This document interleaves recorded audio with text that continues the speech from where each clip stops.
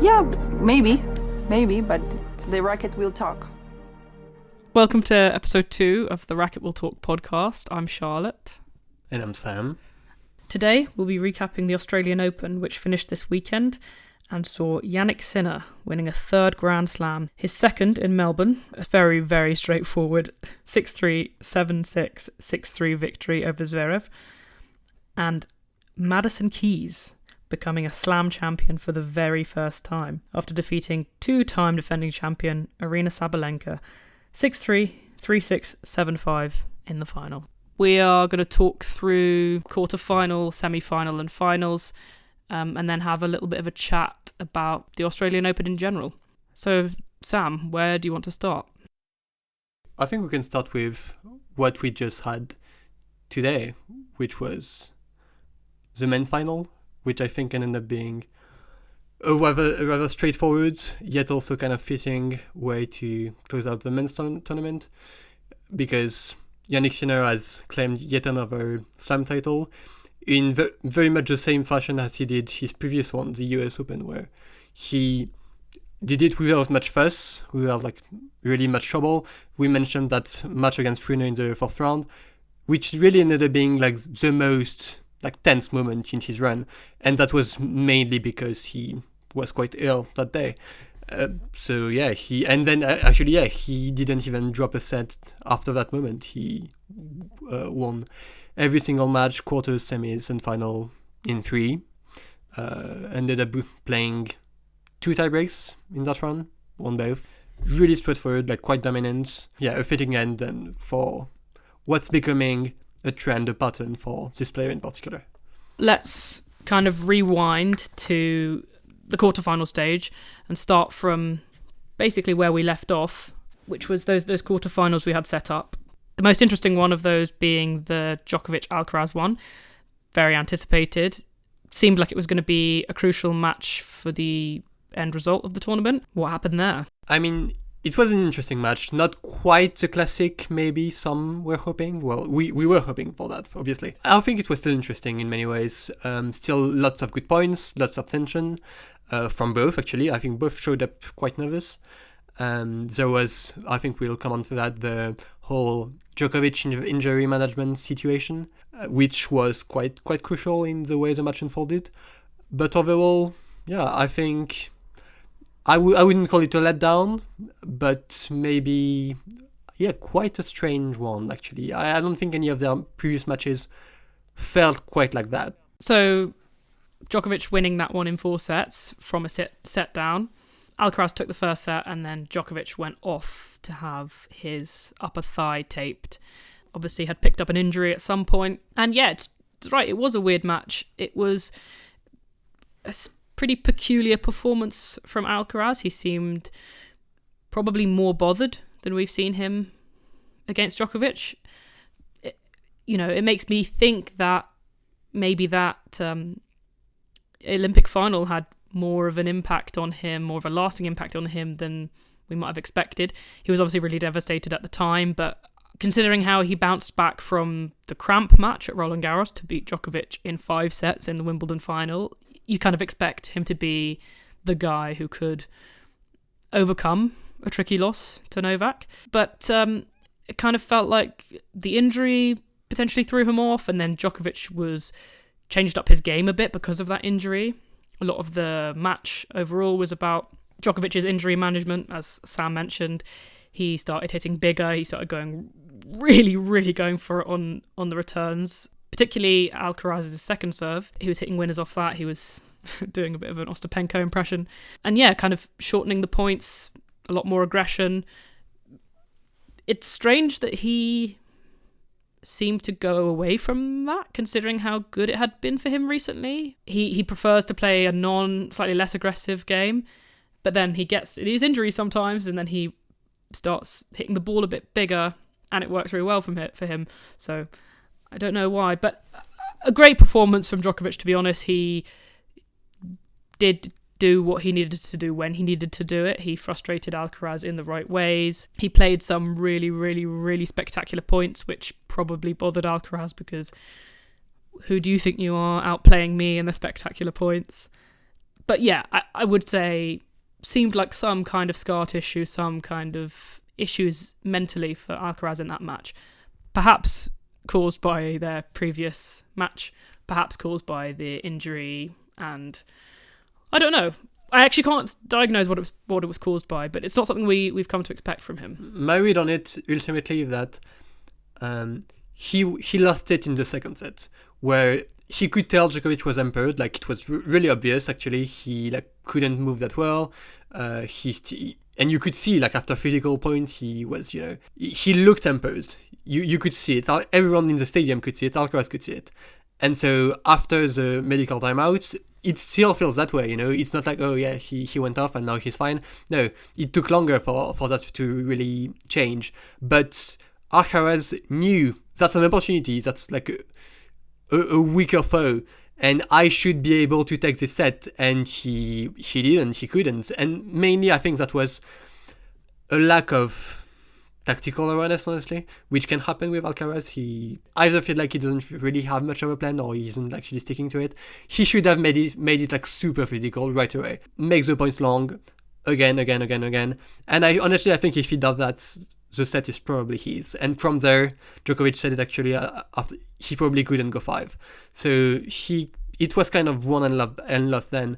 But yeah, as you mentioned, when after Djokovic, he went off, and then it was even more evident when he like felt better. He was just hitting so huge, like all the time, so aggressive. So that's exactly what he did in Australia 2 years ago. I think you actually mentioned it in the last pod. That was his approach against Tsitsipas in the AO final. And he does it so well, When you see it like that, it's like, oh, why don't you do this all the time then? I think it's also a mental thing, where usually he wants to stick to his guns, being, making the rallies last. But his approach works, And in the last 2 sets, it was actually too late. Like, Alcaraz couldn't actually beat that version, couldn't actually defeat Djokovic with that game plan, with that approach. Also pretty telling of the fact that I think Alcaraz still has some limits at the hardcourt majors. Hasn't made a final since the one he won in 2022. So, and obviously quite a lot to take for Novak as well. Now he knows, well, he probably did know, the level is still there to beat someone as elite as Alcaraz in best of 5. But the question is more so, can you do Alcaraz and then someone like Zverev and then potentially someone like Sinner? That final he did make, Alcaraz, the US Open, was a hard-fought one. So it's not like... We don't have loads to go off. It's not like the Sinner thing where now he's won 3 slams, like you mentioned, in pretty straightforward fashion on hard courts. Alcaraz's one hard court slam, he had to go through, I think it was 3 or 4 5-setters, and then a 4-setter in the final. Another thing, I didn't really kind of register this before the match, but he hasn't beaten Djokovic on hard court. So his wins were Madrid and 2 Wimbledons, and then he lost to Djokovic in Cincinnati, and he lost to Djokovic in the year-end finals, and then he lost here. So I always thought his game was excellent on hard courts. I think it looks really good on hard court, and obviously he's still better than all but maybe 2 players in the world, maybe 3. But it does seem to be his weakest surface. There was that really, really great point that Djokovic played, I think it was, to save a break point at some point in the 4th set. And that was like a nail in the coffin, because I thought at that point, if Alcaraz can open something up here, if he can give himself an opportunity, this could end up being over pretty quickly for Djokovic. Alcaraz could kind of fire himself up, and when he gets into it, how he can be. And Djokovic did what I think only someone like Djokovic or Djokovic himself can do, which is just kind of snuff that out really quickly and make sure any threats, any momentum is just quelled early on. So that was probably the most exciting part of the match after the first kind of 2 sets were decided, and after it seemed like Djokovic had a kind of comfortable way, a repeatable way to win games and put pressure on Alcaraz's serve and therefore win sets. That was the one sort of tipping point. It was a good performance though, and I think it really meant a lot to Djokovic to kind of get one in the slam against those two guys who he will be chasing and who will be chasing him for the final few years of his career. And then I guess, unless you've got anything else to say on that match, kind of brings us on to the next match. Yeah, I mean, I think it's still worth mentioning that what Djokovic said after the match was, I wish this was the final. And in that moment, you take it as like, oh, well, it was a really great match. Again, like obviously a special rivalry for both. So he wins it, he's like, oh, I wish this was the final. But actually, it turned out to be really like revealing as to how his body felt in the end. And so, yeah, we can segue into his semi-final performance, which was just the one set, long, intense set, of course, but once he had to win, he needed to win it very quickly for him to even try. And yeah, he played the one set, one intense one, and he lost it, and then that was it. He pulled out, unfortunately, against the ref. Yeah, it's kind of how I feel about Ons, that if only these slam semi-finals were finals. Yeah, Djokovic, I guess, wanted the Alcaraz match to be the last one so that he didn't have to play any more tennis, rather than saying, this was such a great match, it should have been the finals. It's not a really like Djokovician sentiment, I feel like. He has always been able to put together this really strong runs with like one good opponent, another, I can do it and can go all the way. And here, yeah, just not the case at all. So that's like the big question. Yeah, his career he kind of feels like he's wrapping back around to the beginning of his career, where he had really bad injury struggles, where he was a bit of a basher. I wonder whether the fact that he was a basher when he was younger and he had to rein it in a bit, now means that he is hesitant to go back to that, because he knows that wasn't the best version of himself. But it's funny how those kind of parallels. Yeah, obviously couldn't put it together. So yeah, this match kind of ended up feeling far more inconsequential than it did at the time, when it felt like, this is potentially the match of the tournament, especially before the final. Zverev threw after winning that one set tie-break against Djokovic. Djokovic pulling out from his injury, and then sharing a picture, a kind of confusing picture of his X-ray injury afterwards, where no one could figure out what was going on, but for sure we knew it meant something. I looked at it for like 5 minutes trying to figure out whatever that was. But actually, yeah, he shared it because people doubted like his injury, because he has had a history of, especially in Australia, of being injured and then still somehow finding a way, pulling through. And so when he's again seems to be injured against Alcaraz, people are like, oh, he's doing a bit, he's trying to distract him, he's being dramatic, and then it was actually so bad he had to pull out, and then he wanted, I guess to stick it to the people who were saying those things, which I can understand. Yeah, it's really quite funny, because this match also it was consequential because of what it was. This match between these two, any match between these two feels like mandatory viewing for any tennis fan.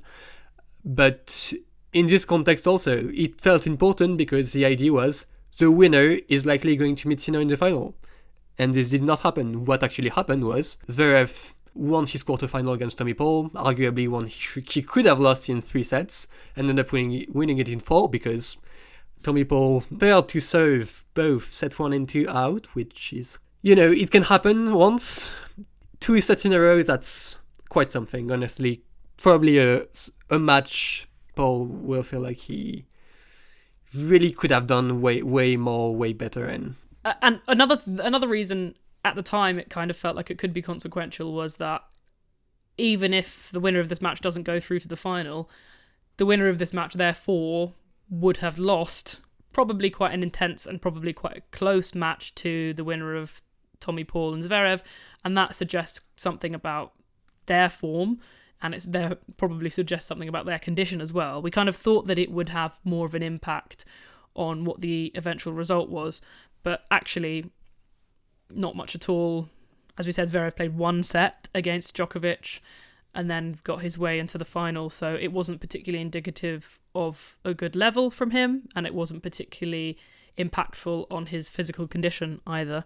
anything else to say from that draw? I mean, Sinner kind of rolled through the quarterfinal, the semi-final, and as we mentioned, the final, not dropping a set in any of those 3 matches. He played 2 tie breaks, beating Alex de Minaur, Ben Shelton, and Alexander Zverev. So Alex de Minaur officially adopted by Jannik Sinner as per the chess laws. Ben Shelton, another semi-final in a slam. That's good for him, but nothing to trouble Jannik at all.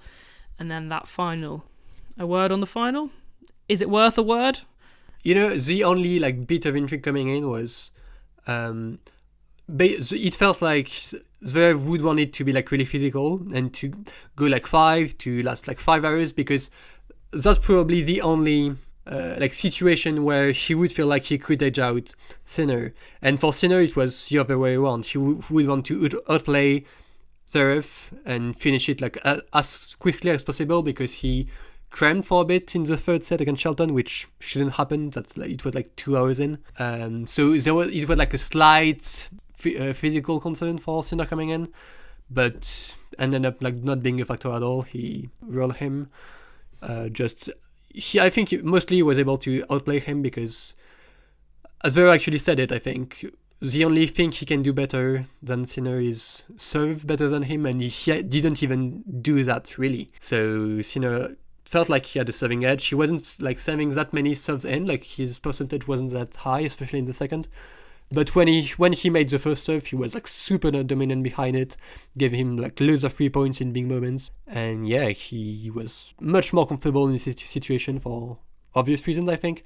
So he had that mental edge, and I think it's quite obvious now, just a better player on hard court especially than Zverev. So felt really logical, rather obvious, and here he is, champion yet again. Yeah, I think the thing with Jannik and the injury concerns, it kind of, maybe paradoxically, when I was watching the match, I was thinking there was a moment where he kind of grabbed part of his leg, and I thought, oh, he got an injury. But then I thought, actually, he's had so many injury concerns, half injuries, medical timeouts, that he's been able to deal with and win in spite of, that it doesn't actually feel as concerning, you know? So you'd think of him as, and we do think of him as quite injury prone, but not in the way that you think of Mukova as quite injury prone, where it's she's injury prone, and then when she gets injured, that's it. You're not going to get anything out of her. You're not going to get a win. You're not going to get a good performance. Jannik has survived a lot of these. So even though his physical condition is always in question, for me, it didn't actually have that much of an impact on the match. It was for sure the most impactful thing, because I agree, he is better than Zverev. He does almost everything better. Okay, his first serve probably isn't better, but his ability to win serve points makes it so that it just doesn't really matter, and his return is enough better than Zverev's that in that matchup it almost looks like his serve is as good as Zverev's. He does everything better. He does everything better. I don't think he was good today, to be honest, especially in those first 2 sets. I didn't watch that much of the third one, but I think it was a fine performance from Sinner. I think he was pretty nervous at the beginning. He wasn't really particularly aggressive, considering, as you said before, you'd think he'd want to come out and play quite aggressive and make sure the match doesn't get dragged on too long.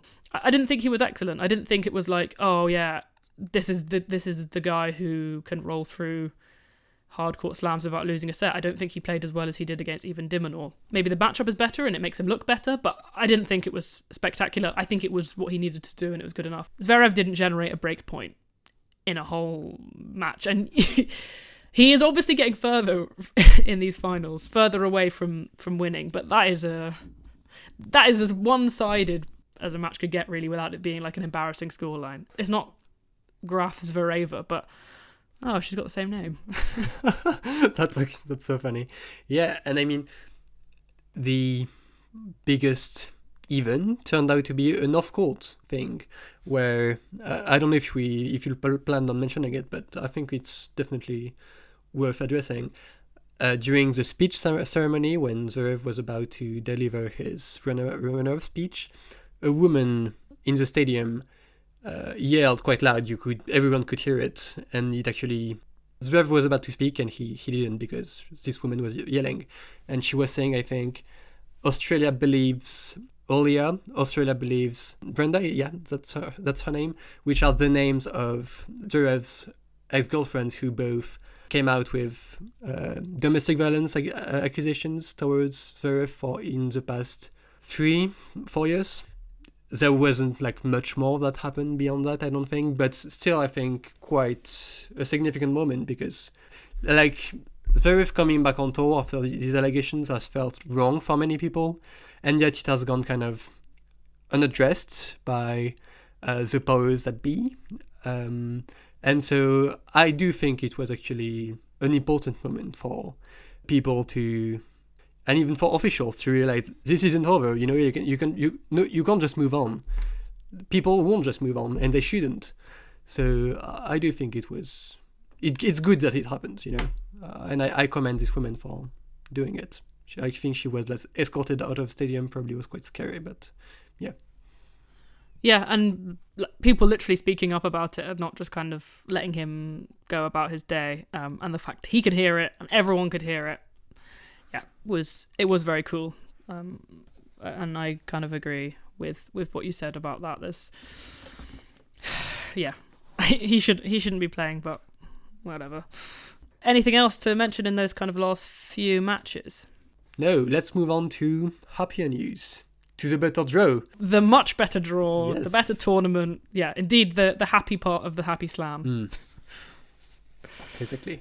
We mentioned earlier Madison Keys winning her first ever Grand Slam title, beating Sabalenka in the final, but a lot to talk about before that. So let's rewind to the quarterfinals and start off with what was definitely in the end the most consequential of the quarterfinals, which was the upset of Paula Badosa beating Goff. What to say? You know, there are like two clear point of views, two perspectives we can take here. From Goff, I do think it was a bit of an underwhelming performance in some ways. Kind of reminds you of some of her losses from like the past few years, where what can break down does break down, and it can still happen. You know, it's actually a good reminder that technical weaknesses, it's something you can manage. In some matches you can, you know, play well. In her case, on her serve and on her forehand, she can do it like quite often now. But this is a reminder that in some big matches, when the opponent knows what to do against it, how to target these weaknesses, it can still show up, it can still happen, and it can still lose her big matches like these. Honestly, I think that was the bigger story. I felt like if Goff showed up with her level from the United Cup in particular, I felt like she would win that match. I stand by that, honestly. But for Badosa, just a strong display. Played with herself mainly, but a good performance, good ball striking, good serving. She did everything she needed to do, and she came out on top in only two sets actually. I think we mentioned it could do in 3. She managed to win it in straights, which probably was important for her. Yeah, you kind of, well, I was watching that thinking we're going to get a Coco fight back at some point, and you know, Badosa's serving for it, we're going to get a Coco fight back. It's not over, it'll go to 3, but maybe just that experience as an elite player that Badosa has, the Indian Wells title, things like that, can kind of feed into her ability to close those matches and put someone like Coco away. I agree, I always thought that the forehand was actually better against pace, like really nice ball strikers, someone like Naomi, and actually pushers. I'm not going to call them pushers because everyone thinks they're not pushers. Badosa, I guess, technically is a counterpuncher, is where her forehand typically struggled, and then that kind of gets in her head, and that then feeds into serve issues as well. Sometimes it's the other way around. Halep often brought out this kind of struggles in Coco, and I think maybe Badosa doing that as well. Coco having to kind of figure out how to generate her own pace on the forehand. I was quite impressed, honestly. I know it's like a subpar golf performance, but impressed by Badosa. It's her first top 10 win at a slam ever, and then it got her into her first semi-final at a slam ever. from that was question marks about whether she could trouble Sabalenka, because they had these epics in the past. I think most of them were epics, a lot of 3-set matches against one of her best friends on tour. In the end, just didn't really have the level to stick with Sabalenka, and that was quite evident in that semi-final.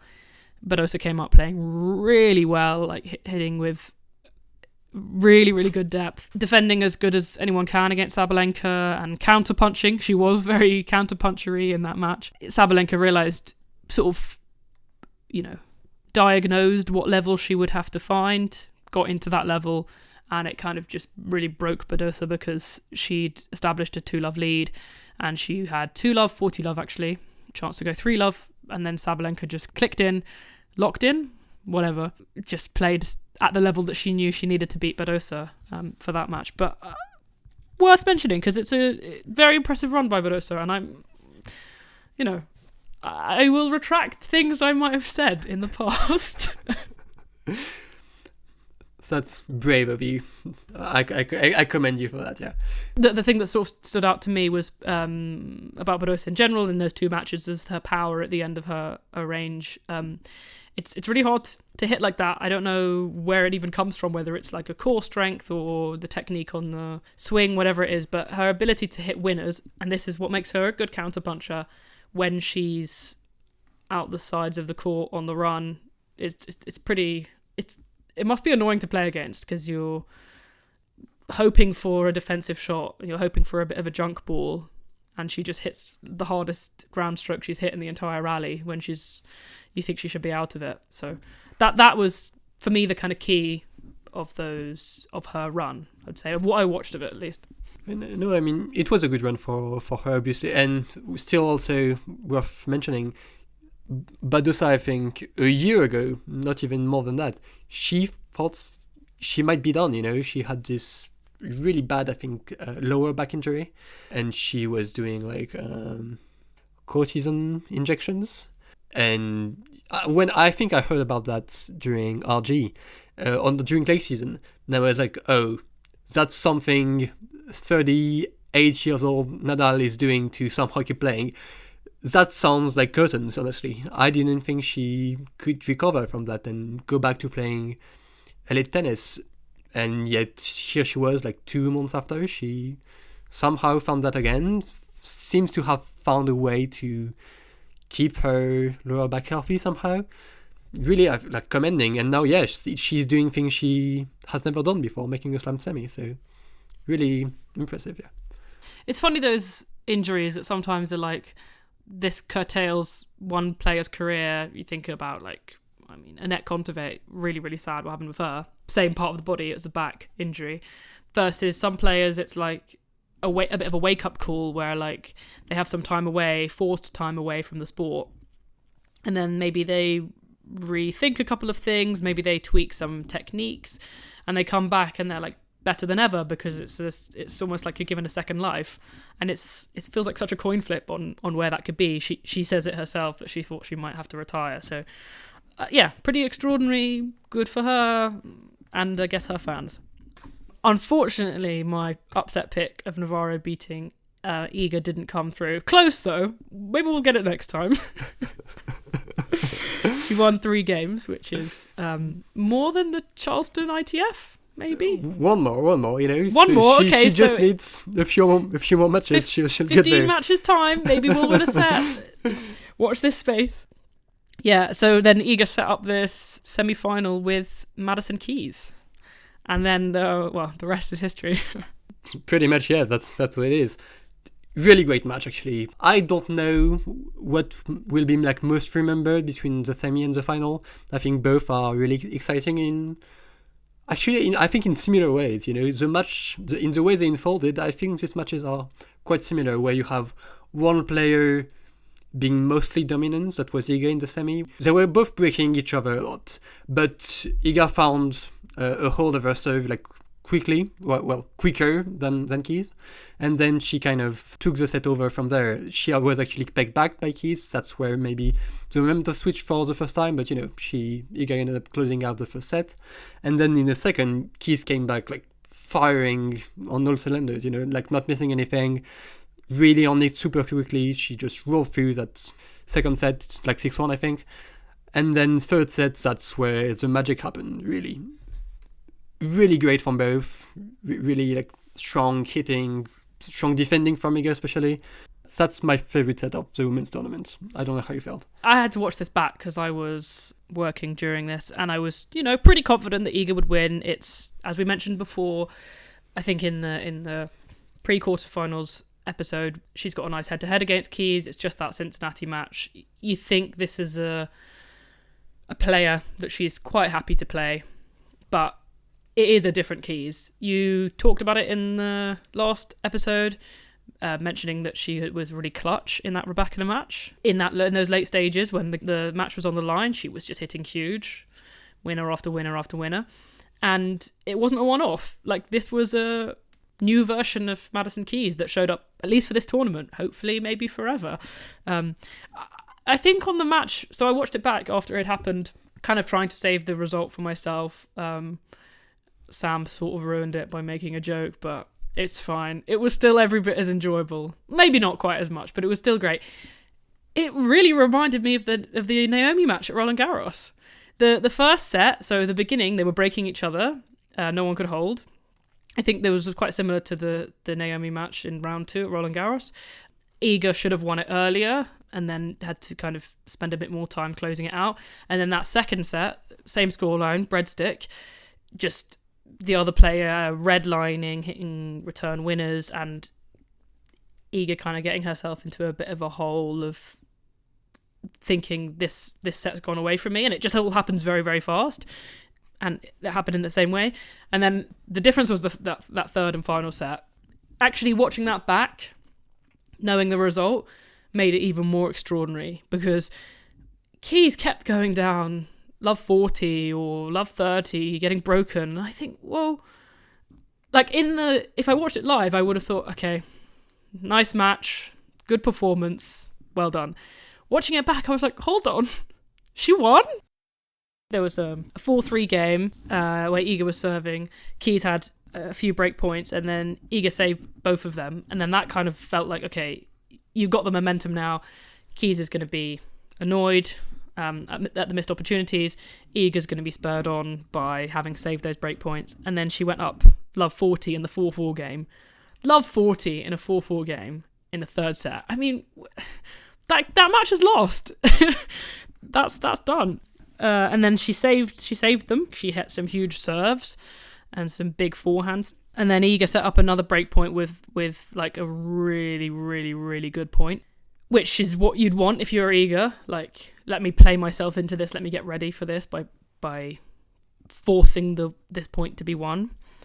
And then she hit another big serve and 2 huge forehands. One of them was down the line one to hold. And then I think in the next service game, Keys went love 40 again. Saved a couple of the break points. Both of them were forehands. And then Iga took the third one. I think I'm remembering all those bits correctly. But the point was that in consecutive service games, Keys was down love 40, managed to hold on for the first one, got broken on the second one. And then you're in the situation, okay, Iga's serving for the match. What happened then? Yeah, I mean, Keys just kept believing. She kept going for it, basically. That's what happened. She, watching the match and being in the match, she knew she could still do it. She could still break. It wasn't...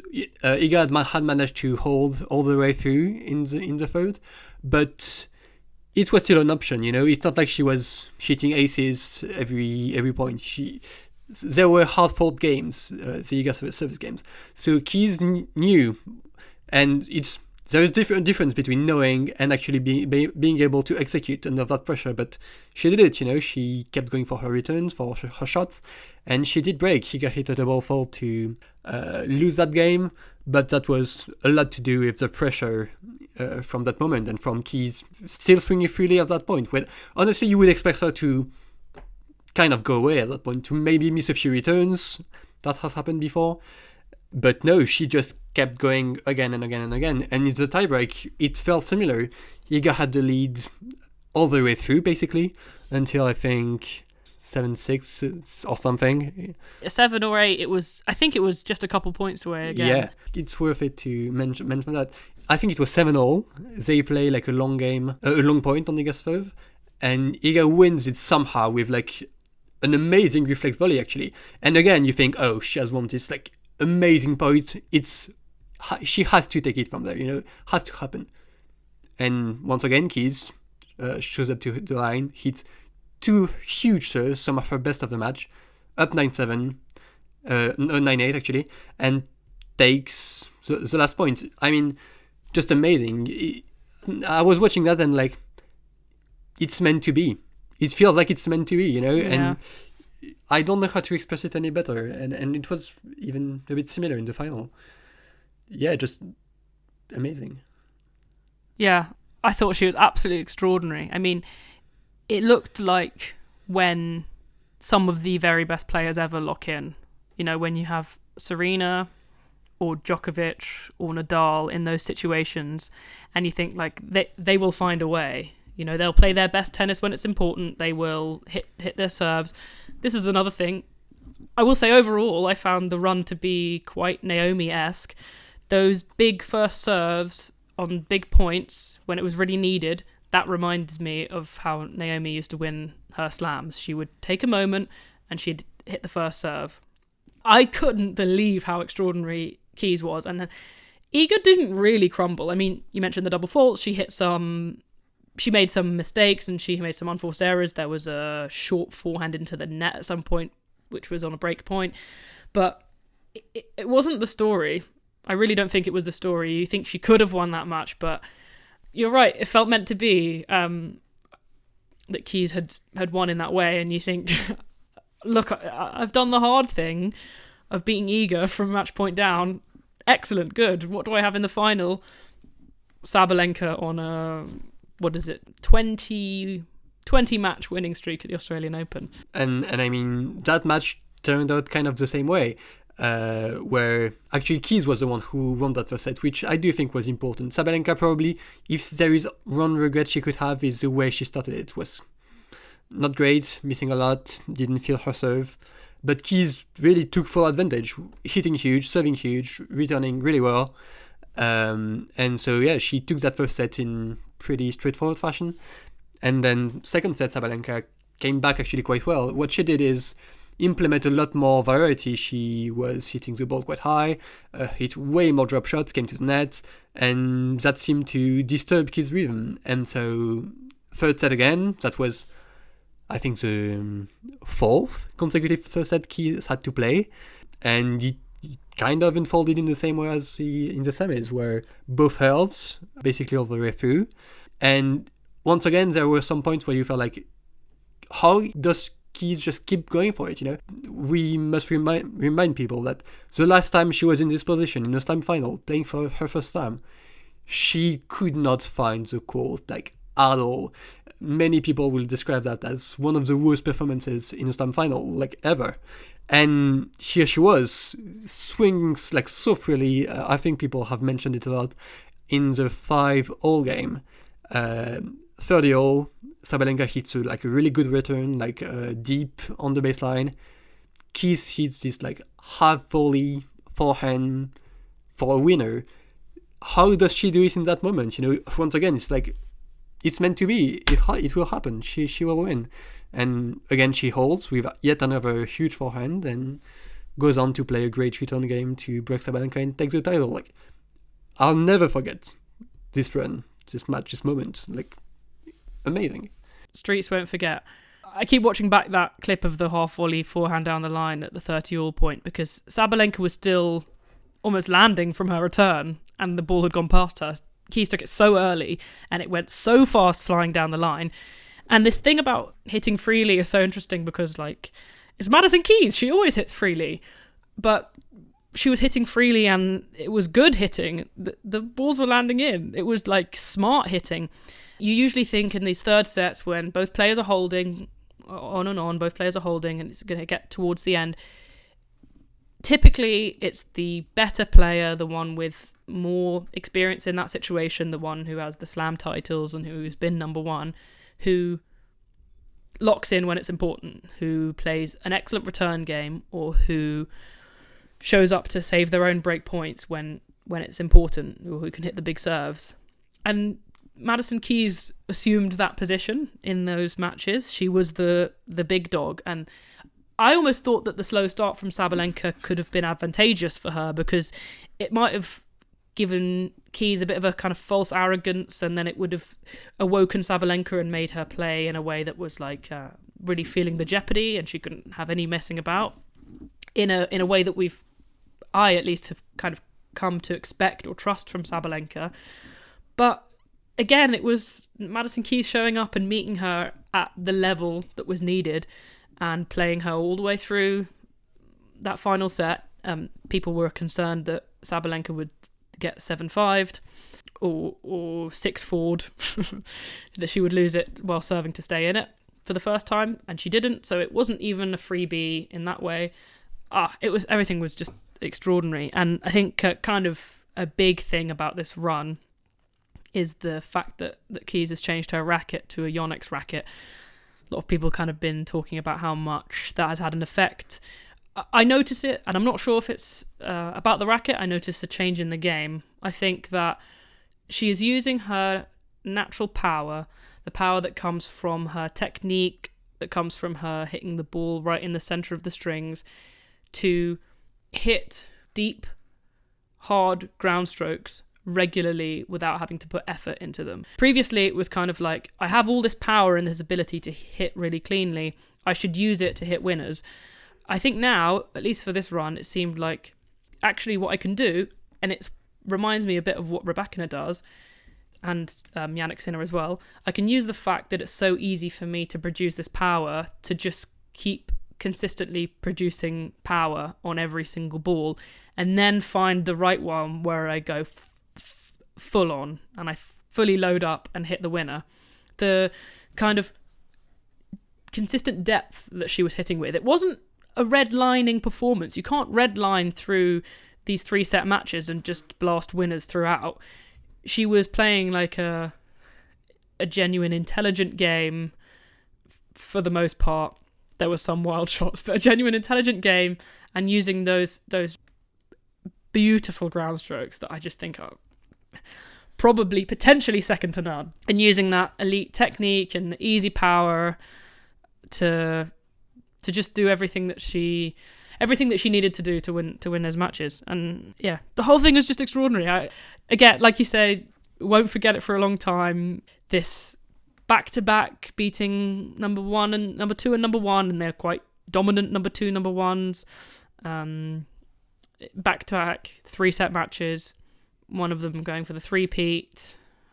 I don't know, it's just extraordinary, especially this stage of her career as well. Like, you wouldn't be surprised if she felt that she couldn't do it, because she's had years telling her that she couldn't do it. And telling herself as well. That's part of what makes it like so incredible, you know. Like, many players fight for a slam for many years, but Keys, it felt like it was possible, you know. She made so many semis, had the talent from like a very young age, of course, and finally it happened. And I think it's kind of beautiful, and it makes sense when she said that she felt like she didn't need it anymore. The moment she felt like I don't need to win a slam to feel like I've done something good. And with that came also the ability to actually fight for it, to actually find the level record to do it finally. So just amazing. And I think it's not something anyone really wants to mention, because it's such like a destiny fulfilled moment kind of a win. No one really wants to think about the future for her now. It's like, well, she could retire now, you know, like she's done it. So there's nothing more she could want. And yet I do think it's so interesting that now we have this player who has always been good, who is seemingly playing better than ever. Maybe she can actually shake things up long term on the tour, you know. I think that's interesting to think about. We mentioned it quite a bit in the previous episode about how she has been at it for a long time, but we haven't lost the faith that she could do it. I don't know what it was about her that put us in that position, but I personally really, if I could have picked one person that despite being in those situations so many times, I still thought she could get her finally slam, it would have been Keys. And it's true, I mean, slightly different game plan, seems to have put it together a bit better. I know people are hesitant to talk about the coaching situation because we don't want to attribute too much to her coach, and I don't want to attribute too much to her coach, and there's only so much we can know about what goes on, how much they actually help, what they tell their player. But I did notice a few times throughout the tournament she would go off and talk to Bjorn Frantangelo, who's her husband, and coach, former player, and they'd just have a little bit of a chat, and then she'd come out and she'd play 2 or 3 really, really good points. And I think it was basically just, he knows her really well. He probably knows her really well. They're married. I think he was telling her things that she already knew, but might need to hear coming from the outside. It's like if you're on a stage and you're doing a performance and you forget your lines and the person from the side shouts your lines and you go, oh yeah, I remember them. It's not like she needed to be told this stuff. I think he was just there to tell her. Probably it seemed like he was telling her what she already knew and how she already knew was best for her to play. And there was just a couple of times throughout the tournament I noticed that they had a chat and then she came and played 3 really good points, like well executed points. That's another thing that kind of goes into the long-term situation. She's got the new racket, she's got the weight off her shoulders, at least the can she win a slam weight. Maybe now she has the can she win another. She's a slam champion, and she's got a new coach that she seems to be working really well with. And like we said, she's only 29. I mean, Halep and Kerber, well, maybe not Halep, but how old was Kerber when she won her first? Was 28, I think? Maybe a bit older? I mean, 29 feels quite old, not to have won one yet, but quite young to try and go win another one, you know? I think that's how I see it, yeah. Maybe Wawrinka was in his 30s or something? No, he can't. Not for his first, anyway, no. You know. No. But she's, she's got all the tour experience. It's not like she has a lot of learning to do. The only thing that she didn't know how to do was finish it off in a slam. So she got that final piece. She can play on all the surfaces. She wins titles every year, so she's not a particularly inconsistent player. Why not? Let's win loads. It's quite likely that the heartbreaks of the US Open semi-final, which was a heartbreak, that was the 2023 one where she had a lead and then another lead and then another lead and then another lead against Sabalenka. She was up in every set and lost. That was a big comeback victory for Sabalenka, and it was heartbreaking for Keys. And then the Wimbledon injury retirement against Paolini, I think those two kind of maybe went into her a combination of acknowledging that I don't have to do this to feel fulfilled, but also take every opportunity as you can. And she's played the whole tournament with strapping on her leg, and she played 5 3-set matches, so everything about it just absolutely extraordinary. Everything about it, and she did it saving match point. Iga now joins Naomi Osaka as the only 2 players ever to have both won a slam saving match point and lost from match point up to the eventual champion in a slam. Naomi did that last year against Iga, and Iga's now done it. So there's a cute little stat that those two have. Coming in, and even when we did the quarters preview, what I wanted was the Świątek Sabalenka final. It feels like still it's been a long time coming. We still don't have it, but I really couldn't feel all that bad about it, because this story, this Keys run was just so amazing, so extraordinary, and I was just so excited and happy for her. And when it ended, that's just what I was left with. And also, Sabalenka and Świątek, they will get there. I do think it's still only a matter of time. They are still playing well enough, actually. From a Świątek perspective, this is one of her best hardcore slam runs, like level-wise, maybe her best yet. Even, she won the US Open, not playing as well as in this run, I don't think. So, lots to be excited about for both, even though for Sabalenka it's probably quite heartbreaking to miss out on the three-peat, but still obviously hugely dominant on hardcourt. That's 5th consecutive hardcourt final, I think. Slam final, of course. She'll have more. They both have more. Probably one of my favorite results of this whole decade, honestly. Yeah, I agree. A kind of note, maybe it will be more than a note on Sabalenka, because Okay, she lost this match, but she is extraordinary, and I never ever thought that she would get to this point. And I don't think that many people did think that she would get to this point when she was like a promising young up and coming player, and then she had a bit of time where she struggled in the slams, and then she had a bit of time where she struggled overall. It's kind of just 1 year, the Yip year, and now here we are.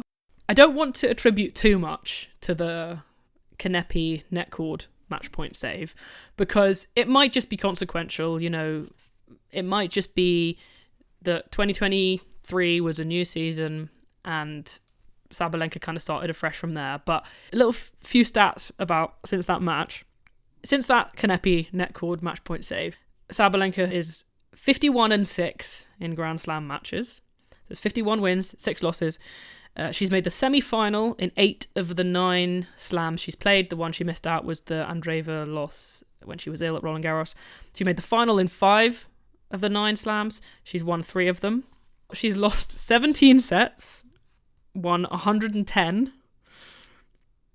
And her losses were to Iga in 3 sets, to Mukova in 3 sets, to Jabeur in 3 sets, to Coco in 3 sets, to Andreeva in 3 sets, and to Keys in 3 sets. And she still hasn't had a loss in straight set at a slam since 2020, I don't think. So she fell 1 set short of the three-peat, but falling 1 set short of a three-peat, she would have had 5 slams by that point. 4 slams, sorry. 4 slams. I thought 4, I said 5. She would have had 4. Sorry, Iga fans. She would have had 4 slams.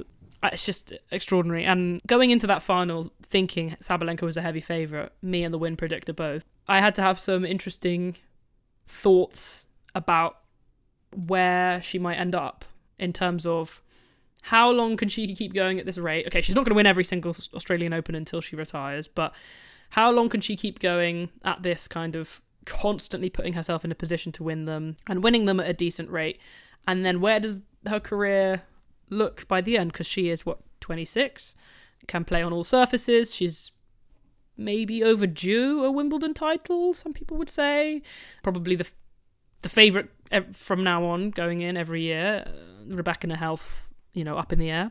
And her results feel sustainable as well. Like, it doesn't look like she's giving absolutely everything for 1 season or 2 seasons or whatever. She can do this, and then she does a bit of it on the tour as well. She wins some 1000s, and she can quite comfortably make her way through these draws without dropping many sets. I don't know. It's the same for Iga, that I think, like, when I look at these two, I just think, and it's Alcaraz and Sinner as well, like, for me, there's no reason why they aren't doing this for 5 to 10 more years. People do these, like, mid-decade lists for, like, movies and albums and stuff. If we were to do it for tennis players, Sabalenka on the WTA should be number 2, I think, now, unarguably, Yeah, there is only one better player than her in the 2020s. That's pretty clear. I just think it's extraordinary because, I'm not going to use this word again, but she's had so many steps to get to this point. It wasn't a young player makes the step up. It was a young promising player makes the step up to successful young promising player, makes the step up to can actually perform in slams, makes the step. There have been so many moments and so many kind of crossroads where she could have not become as successful as she has become, that I just think it's so impressive that she has managed to keep going on and now become a player who we look at, who is looking like there could be aiming for double-digit slams. I'm not saying she's going to get there, but, like, that's the trajectory that she seems to be on. It's really hard to beat her at the hard court slams, as you can see. I mean, the last thing that I want to say about her is just 2 things actually. She really won me over again during this tournament. I mean, I always liked her, but she won me over in terms of, like, loving her, because I just think her personality is just so excellent, and it comes across in the post-match interviews on the court. It comes across during the matches. I just can't help but root for her and the story as well that goes along with that. And she has this thing that I love, which I think Djokovic and Serena both have, where they sometimes have bad footwork and they are not in a position to hit well, and they still hit well. And I think having so much experience especially in Sabalenka's case, of not doing the right footwork and hitting a bad shot. She's now got to the point where she can not do the right footwork and hit a good shot. And it sounds like a stupid thing, but I genuinely think it helps her be better, because she doesn't always have to be in a good place to hit the shot that she wants to hit. She spent a lot of time, almost like she spent a lot of time missing, that she now knows how to hit a shot that should be a miss, but hit it as a hit. It's kind of suits her game, you know. It would be weird if Sabalenka was like technically perfect, you know, always perfectly in position, you know, everything feels right, everything looks right, no sound coming from anywhere. That would be really strange, you know. That would be like, you know, it's even hard to imagine. It just makes sense for her, and she makes it work like really, really well. That's, you know, amazing game. But yeah, I mean, no story, I think, to your point, no story has been, I think, more compelling than hers, like over the last several years on tour. So yeah, another good run, you know. At the end of the day, that's just what it is. Yeah, and I think maybe it helps the sustainability that she can make these finals and lose them. It doesn't feel as much like a red line.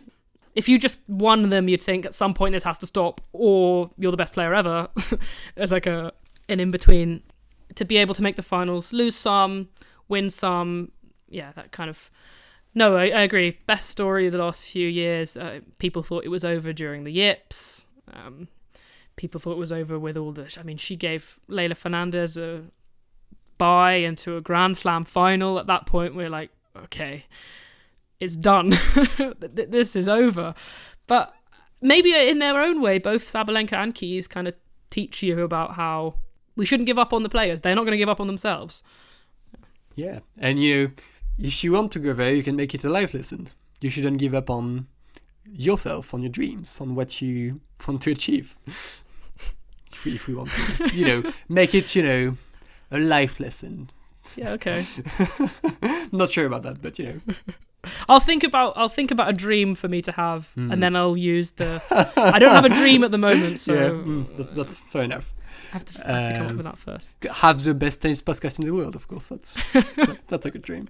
Yeah, maybe when I get to the age of 29, I can achieve that. Yeah, it's coming. It's coming. What we want to move on to next is more big picture stuff. Maybe what we will remember from the slam, aside from, you know, the winners, the big storylines, the let matches. Stuff that is worth talking about still, that we will remember, that feels relevant, even though, you know, it's been 2 weeks. Yes, what do you want to start with? I'm going to start with two things that are barely tennis related, because then we can get into the tennis related nonsense. The first thing is that maybe I am too Wimbledon pilled, but I don't like the decades of pre-events. This is going back now all the way to before the Australian Open even started. I don't like all of those exhibitions and Nick Kyrgios plays with this player and this ex-player plays with this player. Everything apart from the 1 point slam, I do not like. I'm just going to get it out there because everyone is so high on how excellent it is that the Australian Open has, like I said, it seems like a decade of stuff going on before the actual tournament starts. It confuses me about what's going on and who's where. I feel like I should be obliged to tune into those, because if like Naomi's playing an exhibition, I want to watch it, but then it's just an exhibition. It takes away from the other events that are going on, and people like then don't tune into a Gael Monfils title run. And fourth, that's it. Maybe I'm just bitter as a Wimbledon fan that we don't have all the fun stuff, and I'm sure it's great as a fan to go to those early week stuff, but get rid of all of it apart from the 1 point slam. That's the first thing to mention. Actually, I've got 3 things to mention. The second thing, I hate the behind the scenes footage. That's it. Nothing more that needs to be said about it. It doesn't give us as fans and viewers enough of a benefit to be worth putting the players in those kind of awkward and uncomfortable positions. I fully agree. I don't know if you remember, it was when Sabalenka lost the US Open final in 23, when you had footage of her like being smashing rackets or whatever, and then people came down on her for it. It's so ridiculous. I don't like it at all. They don't have much privacy to begin with, you know. They play these like huge matches that like feel like they define their lives, you know, and they have like a camera interfaces like all the time. leave them be for even 5 minutes after they lost, you know? Like, I don't like it at all.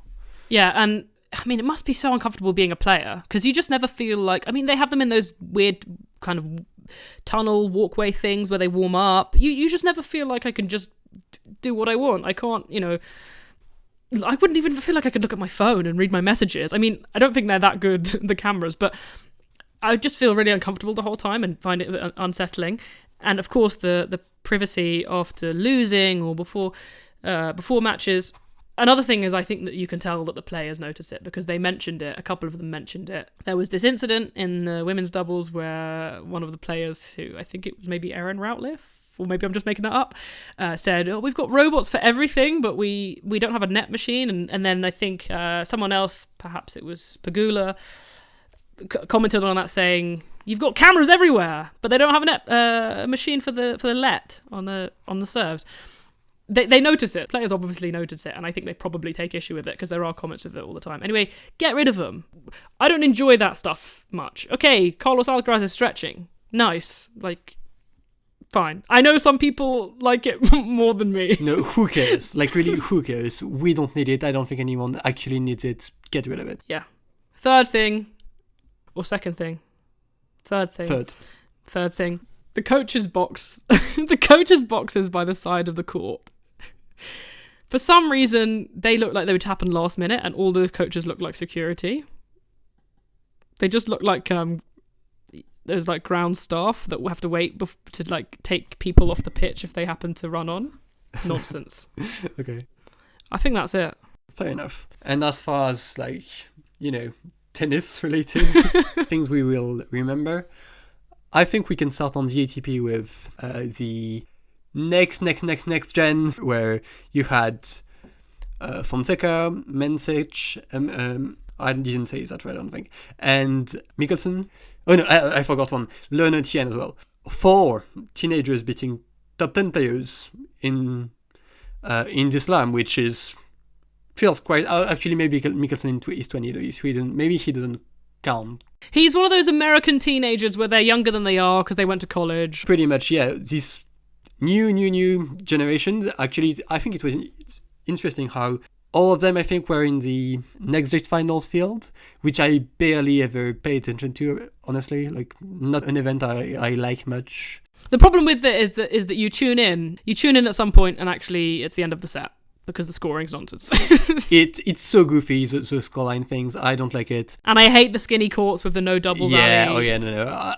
It's really not for me. But this time around, their field performed like so well at the next slam, which feels like quite a good boost, a good ad for the event in a way. They all had standout performances, especially Fonseca in the first round, which we mentioned in the preview.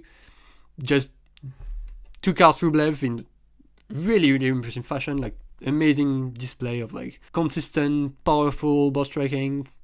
Really, everyone will remember that, I think. Lerner Tien, that match against Medvedev, I really liked it. I think you mentioned not liking it as much. I loved it, personally. Just, it's so rare to see someone playing Medvedev at his own game and winning, and especially not a guy who is like 19, and he was able to take that match in a 5th set tiebreak at 2 a.m. Who does that, you know? Amazing. I was so impressed with that.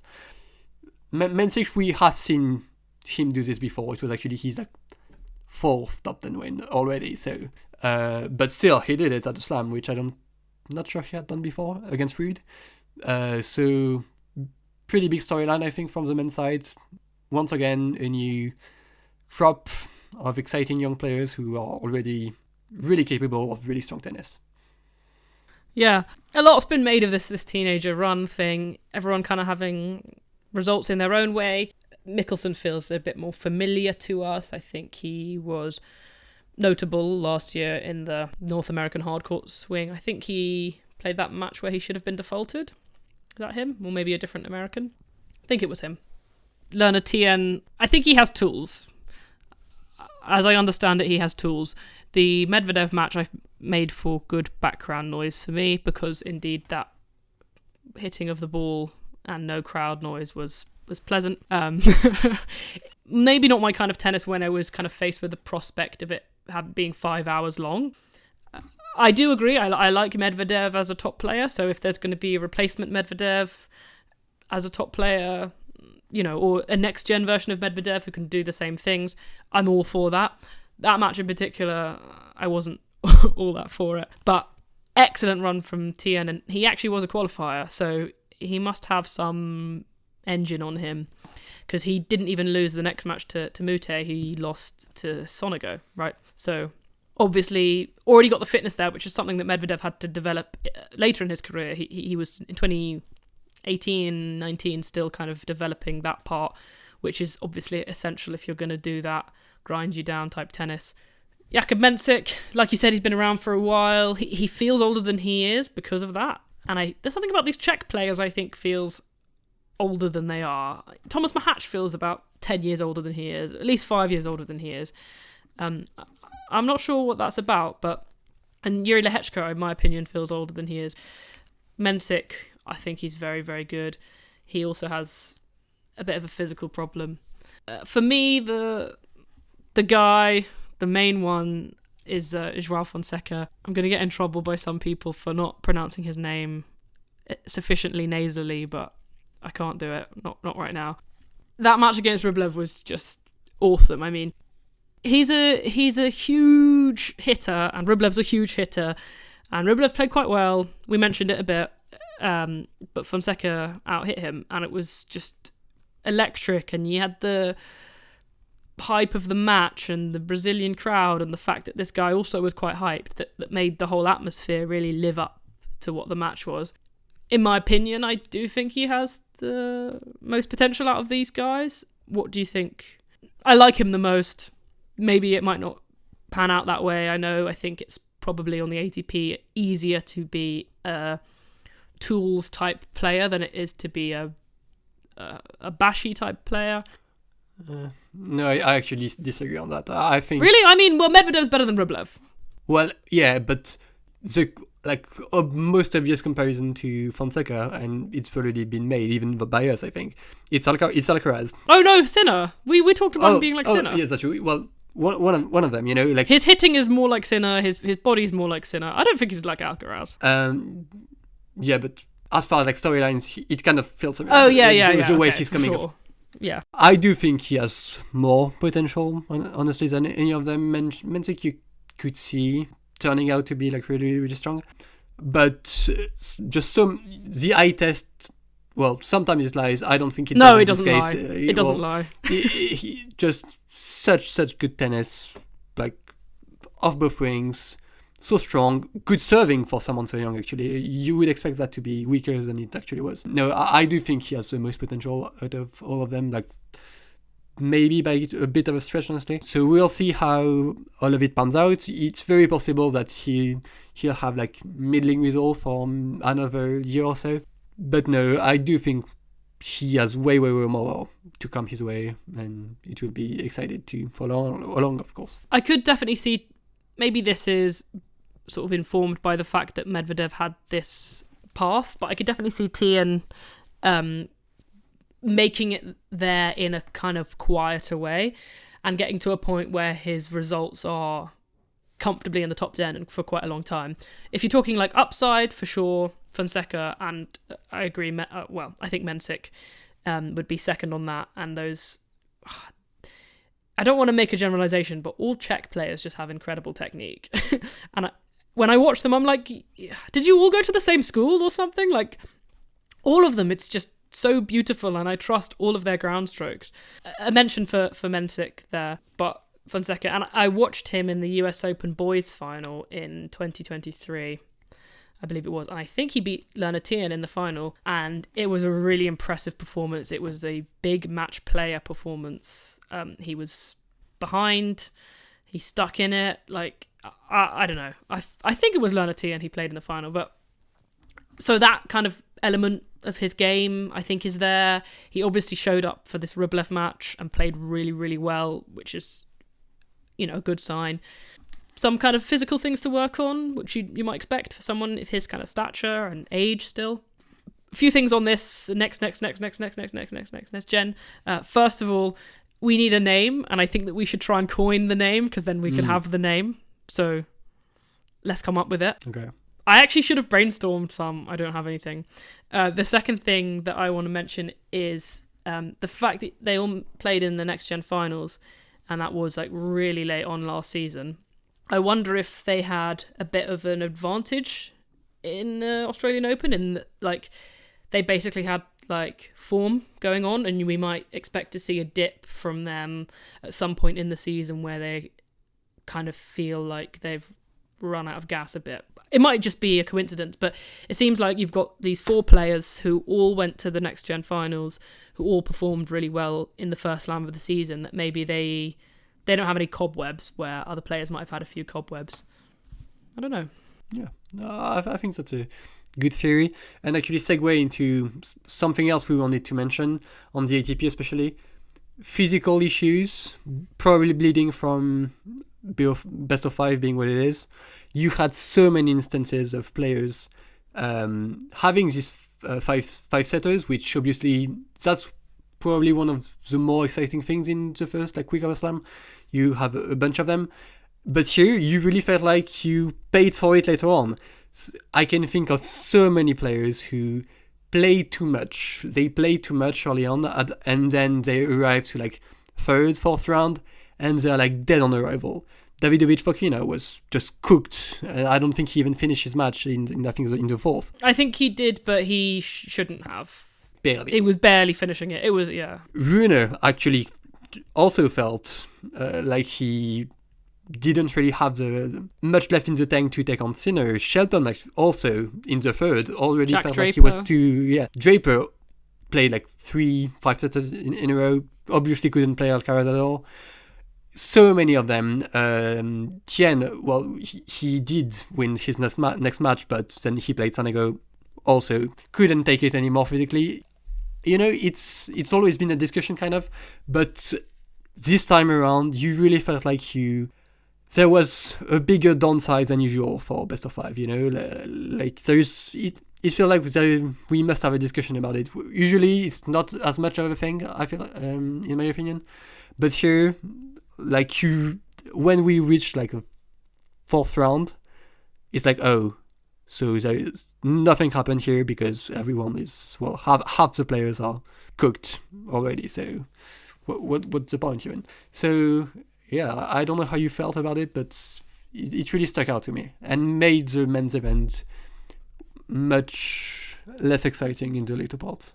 I mean, I saw someone say somewhere that there were no 5-setters in the last week, which is, I mean, there was 1 billion on in the first week. I remember one day I think there was 9. So that's not really what you want, is it? Because the whole part of the thing about the 5 sets is that in the later stages, you get these tight, long matches between top players. I think there's 2 things that theories that I would come up with that go towards this.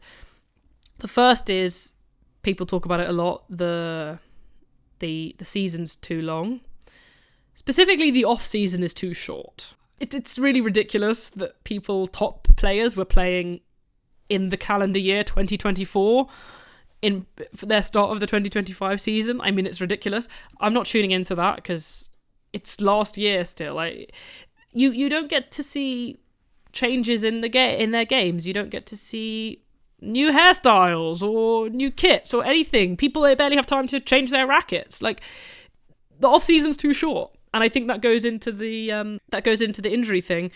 We saw at the end of last year, people were just on the floor, retirements, injuries, MTOs everywhere. Everyone was cranky and arguing with umpires and things. I think it's because the season was so long, and it's just still is so long. And the off-season's too short. People are just still carrying injuries and carrying fatigue. They don't have time to build up any fitness. And then they go into these slams and they can't really play, many 5-setters. I think that's one thing. I think the second thing is probably overall a positive. Well, maybe depend on how you feel. Aside from the top few, and I'd say it's probably 3, maybe 4 at the moment, everyone else is quite close in the ATP, and I think actually we're now in a position where the WTA and ATP look quite similar in that there are 30, maybe 30 players that you might see in a quarterfinal, in any given slam quarterfinal. You know, someone like Ben Shelton could make it, someone like Lorenzo Musetti can make it, someone like maybe even Alejandro Davidovich-Fokina or Felix. Like, there's so many players who are quite close together that in those first earlier round matches, you're seeing 5-setters. I mean, Felix and Davidovich-Fokina, who's better at this moment? You know, it's not surprising that is a 5-set match. So I think the fact that there's lots of people who are close and lots of players who eventually make it to the later stages of the tournaments who had players early on who were quite similar in level to them meant that they end up playing quite a few of those 5-setters. I mean, Jack Draper is probably this much better than Kokkinakis. Yeah, no, it feels like there is still like a really strong upper tier, but below it feels like it's a really big group of people, you know. I mean, I guess it's a different time for men's tennis, you know. That's something you used to say so much about women's tennis, you know, all about the depth, you know. Oh, so many players can go deep in a slam. Now it feels like maybe that also applies to the men to an extent, you know. I do think we'll still see Sinner and Alcaraz like almost everywhere in slam semis, and so, you know, there's still like gatekeeping happening, of course, but below that, you know, tier 2, tier 3, doesn't feel like there is that much between people, and obviously that makes for exciting early matches, but also it also means that even for top players, they can kind of just feast on the ones who are able to, like Sinner, to just go through first week dropping one set, you know, barely dropping a sweat along the way, and then his harder opponent, possibly like Rune, shows up, plays well for a set or two, and then already has played too much tennis, it's done.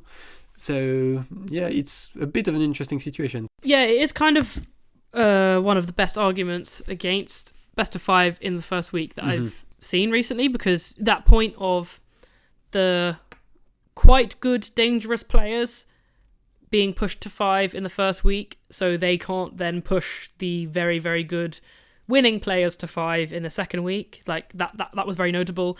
The second week was very uncompetitive. There were no matches even, really, because all these guys have just been completely cooked by having to go through other players that they're only slightly better than in the first week. So maybe this would put some kind of question marks on that. I love best of 5 in week 1. What would David Goffin be doing if it weren't for it? I would be willing to take away best of 5 in week 1 for the men in order for the women to get best of 5 in week 2. I would love that. That's the dream. I know it's controversial. None of the women want it because they're all lazy, but wouldn't it be good? I agree. In some situation, I mean, most eager fans agree because no, even beyond that, you know, I do think it would be really good. You would probably end up not getting the stories of someone like Madison Keys though, but who knows? I don't see it. On the other hand, we get more tennis, and also it gives something that makes the Grand Slams feel that little bit more special. They already feel special because of the fact that of the name, but it would be nice if you had like that difference that meant that winning one was really, really bigger than winning Indian Wells, which is also, for some players, 7 matches against the best in the world. No, I agree with all of it, honestly. I do think they would try it at least, but again, with none of the women like really campaigning for it, hard to see it happen, but one can dream. I know what I'm going to do. I'm going to go pro, become one of the best players in the world, and then become a heavy campaigner for best of 5. I think that's the easiest way forward. Just need to be 29 and you're good to go. I got time. Yeah. So. Good teenagers, very, very good teenagers. Not so good old men. Old men being 25. 20, yeah. Or no. or 28. 27, yeah. You know, well, The exception here would be Zverev, who did make the final. But as we have mentioned, Medvedev, Rublev, Tsitsipas, Ruud, all upset in the first week. So these guys were all beaten by the next gen teenagers. Zverev also beaten handily by a guy who is the best player in the world, but someone who was a lot younger than him. Yeah, 23. Is he Jannik now? Yeah, I think so. Yeah. Okay, he's not young anymore. Pushing 30 or whatever. No, but the narrative for a really long time for them was, okay, just wait for the big three to go, and you'll be fine. You'll win all the slams. All of you. Rublev, Zverev, all of them. You'll win the slams. You'll be fine. You just need to wait. Just keep pushing. You'll and wait, and it will happen. But as we can see now, it hasn't happened. And it looks like it might not happen at all, which is, probably quite tough for them to handle, but you need to improve. You always need to improve in tennis. Like, always. Even if you're already on top, they all say it. You need to get better. And Tsitsipas said it. He doesn't feel like he's a worse player than he was when he was, 21 in 2019 or something. He feels like he's as good or even better in some ways, but he hasn't improved at all. And now here he is, probably in a place where he was promised he would be contending at least all the time for slams. He's losing earlier than ever, so pretty interesting. So, fine, Tsitsipas says he's not any worse. I'm not sure about that, because he was losing to Jordan Thompson last year, so that's not a young guy who's getting better. That's on you. Maybe he thinks his game is at the same place, but I'm a big proponent of the other bits outside of the raw racket on ball. I think that you could see it. I watched the Fonseca-Rublev match.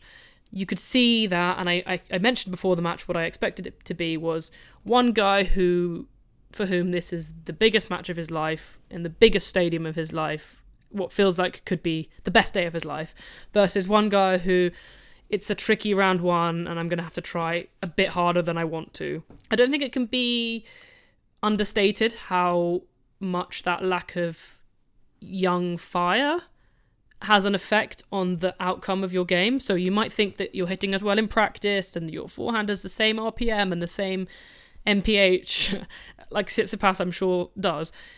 The fact that for him this isn't every single match that he plays isn't the most important match that he will ever play now, because he has had experience of getting bitten by getting super excited because he's up 2 sets to love in a slam final, or any of these kind of things. He's got so much scar tissue. He's got now a problem with the younger players, Alcaraz, and I don't know if he's played Sinner that many times, but he definitely has a problem with Alcaraz. There's just where's the will? Where's the desire to show up and bring the top level so that you can comfortably get through all those stages and put yourself in a winning position again, if you already know what's going to happen? And yeah, the issue is that they're not improving, because they already needed to improve. They couldn't have just waited and stood where they were, even if kind of Djokovic and Nadal were going to go away. They should have always been aiming for that improvement. But I think they can't be blaming so much on the fact that they think all these players are so much better than them, or that they've just improved so much and we're at the same level, but these guys are excellent. I think there's a lot that has gone into them not wanting it as much, in a way, and specifically not wanting what they had before. If you said to them, here's a path to a slam win and you are quite likely to get there, and you genuinely believe in yourself and everyone believes in you and you're the favourite, maybe they will show up and they can bring their best level and they can do what is needed to be done. But at the moment, they don't really believe. So what's the difference losing in a quarterfinal to Sinner or in a semi-final to Djokovic? What's the difference between that and just losing round one to a plucky Alex Mickelson? For them, there's no difference. I'm sick of... And there's kind of... We sort of talked about it before. There's 2 ways where you could approach this I'm sick of losing thing. You can stop the losing and start winning, or you can kind of pretend or at least seem like you don't care about the whole thing and stop putting yourself in a position to lose in the same way that you were always losing in the quarters and the semis, and just lose round one instead. The Medvedev one I find the most baffling because 5 sets against this wild card, what's he called? Simraj or something. Let's see, what's his name? I don't even remember his name. Oh, never mind. It's 5 sets against this wild card and then losing in 5 sets to Lerner Tien. It was... I don't think of him in the same position as Rublev, Tsitsipas, even Ruud, to be honest. I think he needs to be putting himself in the last 4, at least the last 8 of those slams, because he knows that he can get to the final and put himself in a position to win. So I find this one the most confusing. Yeah. He has had some weird losses. Not that many in slam, honestly. And yeah, here it's his worst in a long time, actually, I think. It's pretty hard to know what to make of it just yet. We have noticed a decline of like his serve, his game overall for the last year plus. And yeah, I think he might still have the drive to somehow find a way to get better again, or even just to get back to what he once was. But as of now, narratively, especially when you group all of these together, it feels kind of dire, It's like you've had your chances and now it might already be too late, which I don't think is true. But you do feel like they need to step it up pretty quickly, pretty soon for that trend to be reversed somehow. When I think about it, I can completely understand them, and I think their paths, their trajectories have been pretty natural. Like if I'm Medvedev, I think, God, 2 sets to love up in the final, I lose. But okay, it's to Nadal, I can get over that. It was his, like, one of the biggest moments of Nadal's career, that was. But then he takes almost a year to recover from that, and he comes back 2 years later at the Australian Open, and he has this incredible run, 2 sets to love up in the final. And now I'm losing to this guy that I used to literally own. he couldn't, barely win a point against him. It must feel just so infuriating to go from a place of like this comfort and dominance against, for example, Sinner and all of those guys that he felt comfortable that he was better than, to now be feel like you're going backwards again. So yeah, they should never have been told that they could wait. They needed to grab that from the big 2, and Medvedev did in that US Open final. But yeah, his one, I can see where it's coming from, if it is indeed coming from there, and I could see maybe just wanting like a nice chill life where I've got my kids now and I can have some fun on the court and I can push the ball around and maybe I get some nice results. But I mean, Medvedev's last title was Rome. He's so confusing because... And that's Rome 2023, not 24. Yeah, exactly. It was like the most baffling, surprising title ever. You thought like, this guy hates clay. You've got probably the slowest clay on tour. And he wins it. And at that point, everyone's like, okay, he's an all-surface guy. And then he hasn't won a title since. It's so weird. I think it's so weird. Everything about him's weird. Yeah.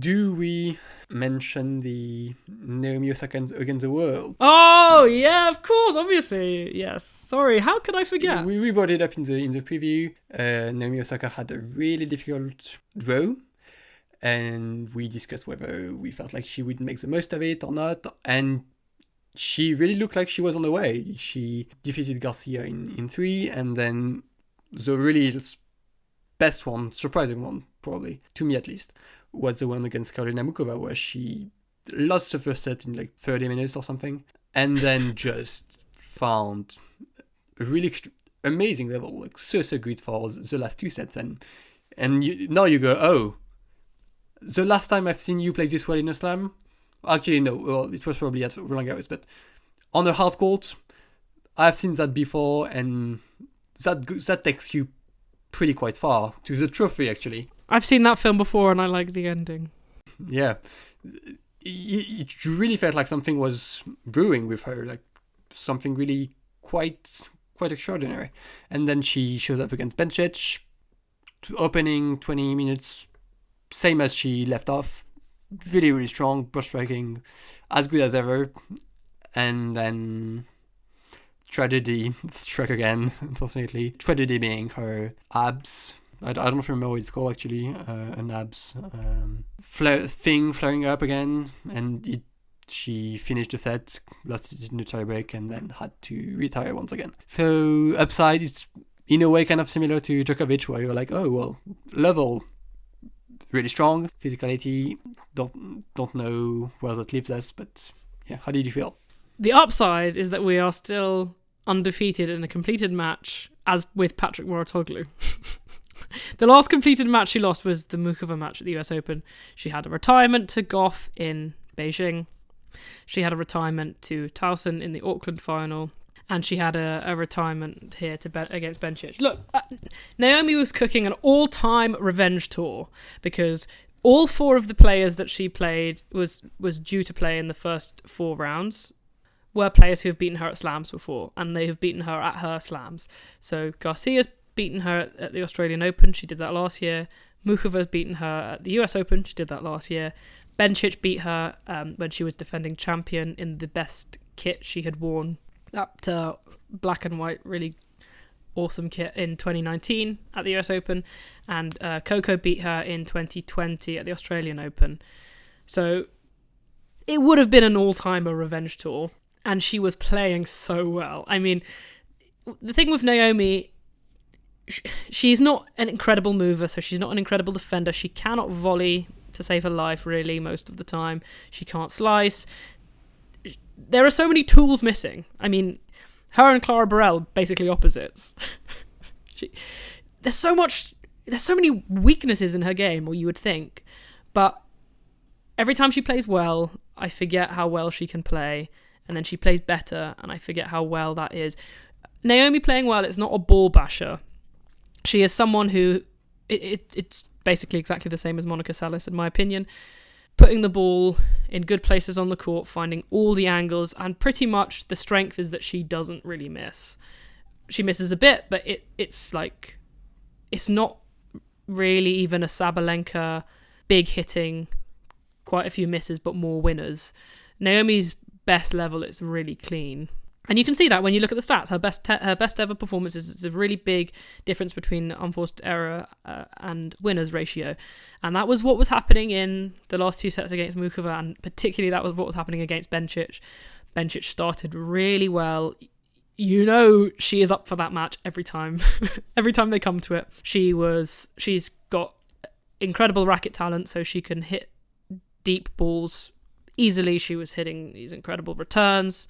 I mean, Bencic's level fresh off pregnancy, by the way, something to mention. But Naomi just took control of that match, and she was really dominating Bencic. And yeah, honestly, I think with that level, I really expected her to she would have won that match, and I think she could have beaten Coco as well. And if she'd beaten Coco, I think she could have beaten Paula Badosa. Yeah. Anyway, it doesn't matter. if you know, it's with Naomi, it sounds quite far-fetched when you mention it like, okay, she would win that match and that match and that match. It's like, okay, well, take a second, but also that's how it goes when she plays that well at a hardcore slam, you know. Every time that has led her to a title run, so you can't fully rule it out. Yeah, no slam quarterfinals without winning in a title. Yeah. So yeah, she once that ball is rolling, it's flying. Yeah, but you know, you have to be kind of hopeful overall, because you know, well, injury, that's the same one she had in Beijing probably. Don't feel good about that, but also I have actually heard she has mentioned it. She said, "Oh, this kind of happens like every year, like it flares up, this abs thing at some point during the year." The concerning part is that it happened in Beijing and it's happening again in Australia. But you have to hope that it will. She'll be able to perform like that again. I mean, and it's been quite a few performances now where it's like, oh, it's happening again and again. So probably still do feel better about her than I did last year when she had just returned and was already playing decently well. But no, when you see it, when you're reminded of what it looks like at her best, you can't not hope. She's like 26. Can't figure it out. I really can't do it. Yeah, I guess it's more just frustrating because you've had so many kind of obstacles of some of them like reasonable. Okay, well, having a baby, it's not an obstacle, but so many things that have come in between her and success and victory that when it looks like she's playing really well, and oh my god, with that draw would have just been, if she'd beaten Bencic, and that I would have felt really good because that would have been great back to back those three, and like you say, the revenge tour. I just hope she can bring that again and find the will to bring it again. If she doesn't get kind of next gen. I'm gonna go out and say she's winning Indian Wells. We shall see.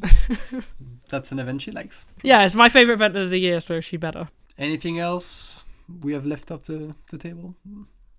I'm curious where you see both Bencic and Pegula's chances for big tournaments and especially slams going forward, because we don't want to be too reactionary, but Bencic was really good coming back already, and we remember how her game is and how like lethal it can be and how horrible it looks to play against.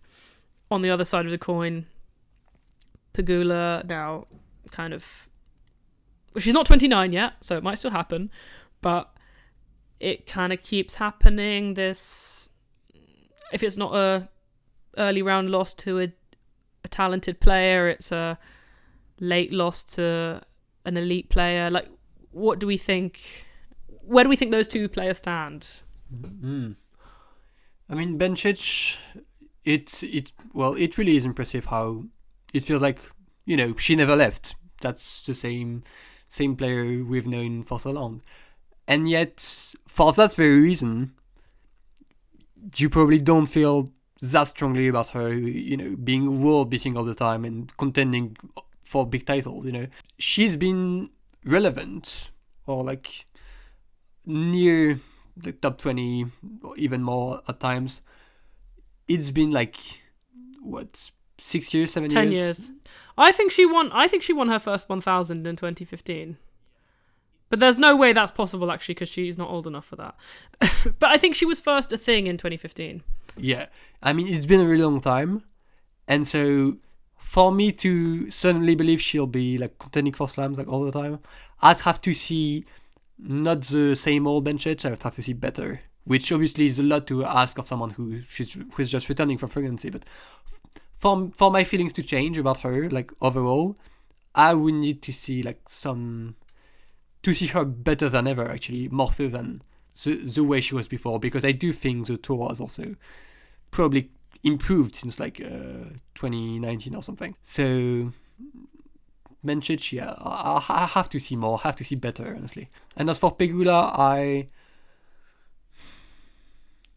I think she still has probably a few chances at the slams. She's still basically an all surfaces player who can still find her way through a draw. I would think this isn't alarming to me yet. It took her a really long time to get through to a semi, and she has just done it. That was only one slam ago. So for me to say, oh no, never winning a slam, I'm not there yet. How about you? Well, I was there years ago.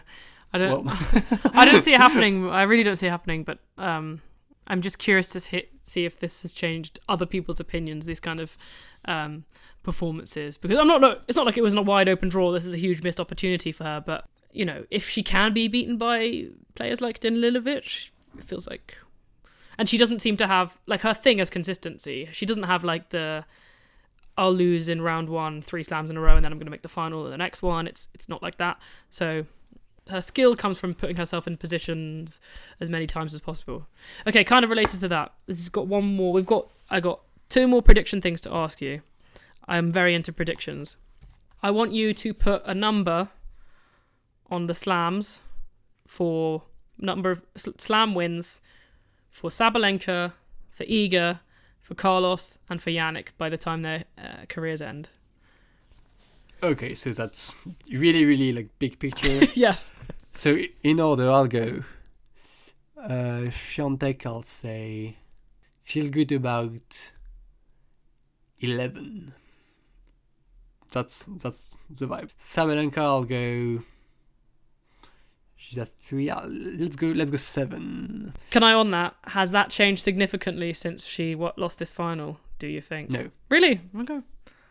No. Yeah. Sabalenka. I think 7 makes sense. Kind of.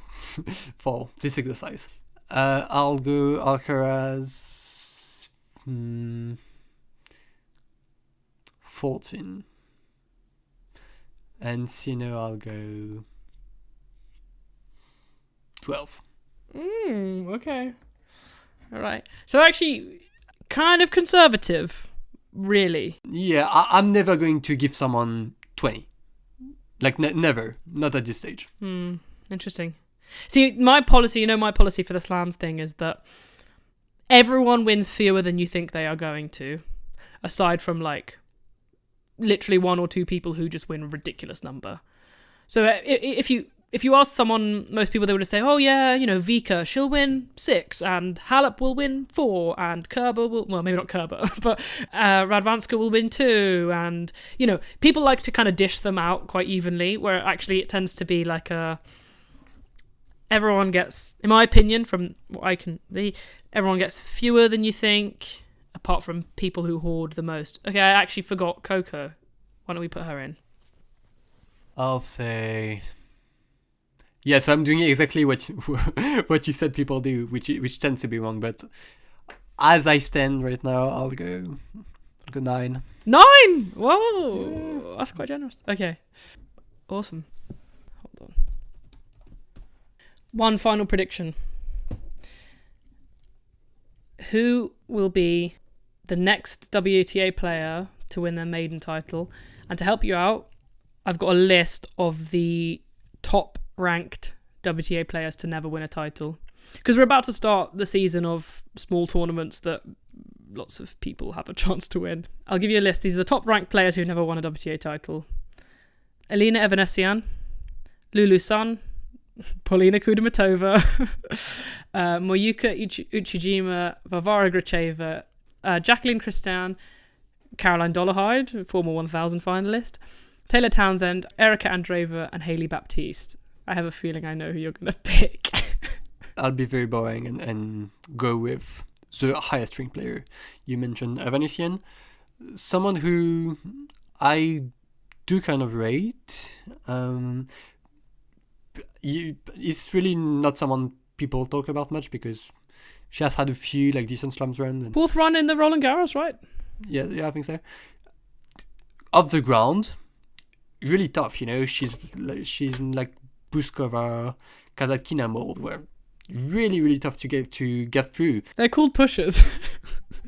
Well, yes. Even for a pusher, like especially sturdy off the ground. And I do think I can't see a world where that can't win you like a clay 250. Like I think it should happen quite soon. Yeah, I agree. I do think she will win one this season, actually, and I think on clay makes sense. I really thought you were going to go with baby Kudermetova or older Andreeva. Yeah, but I mean, for Erica Andreeva, there is just like not enough good tennis. no, but like I haven't seen her play enough good tennis for me to feel all that strongly about her winning a title. And Polina Kudermetova just won like really great run. And she's on the up objectively, like she's top 100 player for the first time or something. She's number 57.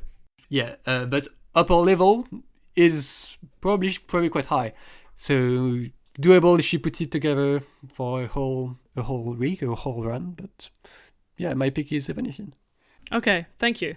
I like that pick, and like I said, I do agree with that. I kind of see it happening this year. I really like her game. Okay, enough of the predictions. Final thing. Any last thoughts on the Australian Open, and then I'll go to the final thing. good tournament overall. Enjoyed it. Women's side way better than the men's side, especially late on. But yeah, likely place for it to be. Congratulations to Sinner and especially Madison Keys. Thank you for your services. I love your tennis. Final thing. Okay, this is a new segment, I suppose, that I wanted to do. I love quizzes. I love trivia. I love stats. Maybe Sam will be opposed to this because this is a particularly sort of British pun, but it's called Starter for Tennis. I'll pause for applause. Every week, hopefully every episode, I will ask a little trivia question, obviously tennis related, and I hope you listeners will write in your answers if anyone has any answers, and hopefully Sam can kind of figure it out. The very first edition of Starter for Tennis, I'm going to give you this question. On the way to winning a slam, Madison Keys played 19 sets. That was 5 3-set matches and 2 2-set matches. And I want you to tell me everyone else who has won a slam this century, since 2000, playing as many sets as Madison Keys did. Every player who's done it, where they did it, what year. You probably don't know off the top of your head, that's fine. It might be a kind of thing you have to rustle around and think, oh, I remember loads of 3-setters in that run. But I will say there are 2 players who did it. So now there's a total of 3, including Madison Keys, and there are 2 others who have played 19 or more sets on the way to winning a slam. yeah, I don't have it top of my head, honestly. You can go away and think about it. I don't think it's been done this decade. Actually, I can't think of one slam run that was like so hard fought. Do you know who was the closest this decade? As in, who had the most before Keys? This century, huh? No, this decade, obviously, yeah. Krejcikova? In which one? Roland Garros? No. I find this hard to believe because I feel like we should have remembered it. Do you want me to tell you? Sure. It was Coco in the US Open. Yeah, of course. But I think a lot of them were early. Now that you say it, it makes sense. Okay. She played 4 3-setters. Also, if we're counting it as part of the decade, Naomi played 4 3-setters on the way to winning the 2020 US Open title. Yeah, it counts. So they are close, but they are not quite the 19 of Madison Keys. Right. Anyway, that's for you to go away and think about, figure out. I'll try my best. And we'll give you the answer in the next episode, of course. Yes, indeed, I will be providing that next episode. Thank you for listening once again. Tell us your thoughts about this Australian Open, about the pod, about this trivia question, about your predictions for the year as well. And we'll catch you up fully in the next one. And I forgot the main one, guys. Thank you so much for the atmosphere. You are amazing. I really love playing in front of you.